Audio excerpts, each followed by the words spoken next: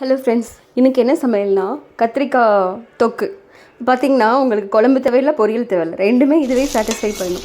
எப்படின்னு பார்த்தீங்கன்னா, ஆக்சுவலாக உங்களுக்கு ஈஸியாக பேச்சுலர் சாப்பிட்ற அளவுக்கு ஒரு ஈஸியான ரெசிபி சொல்லிடுறேன்.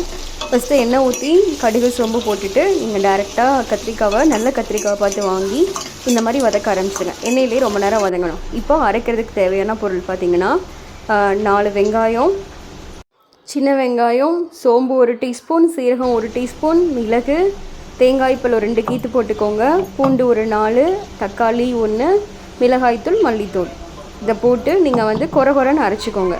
எல்லாமே நான் சொன்ன அளவு போதும். அப்புறம் உப்பு போட்டுக்கோங்க. இந்த டீஸ்பூன் அவ்வளோ போதும் உங்களுக்கு. அப்புறம் பார்த்திங்கன்னா அரைச்ச விழுதை கத்திரிக்காய் நல்லா வதங்கினதுக்கப்புறம் இந்த அரைச்ச விழுதை எடுத்து நீங்கள் நல்லா வதக்குங்க.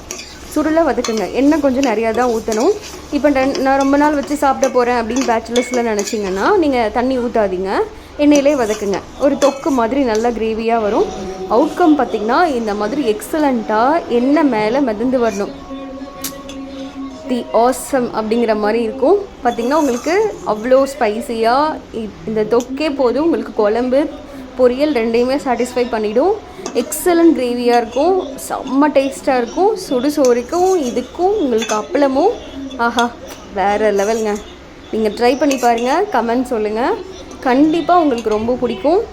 இது பார்த்திங்கன்னா அந்த எண்ணெயிலேருந்து எல்லாமே தனித்தனியாக பிரிஞ்சு வருது தெரியுதா? So yummy food. தேங்க்யூ.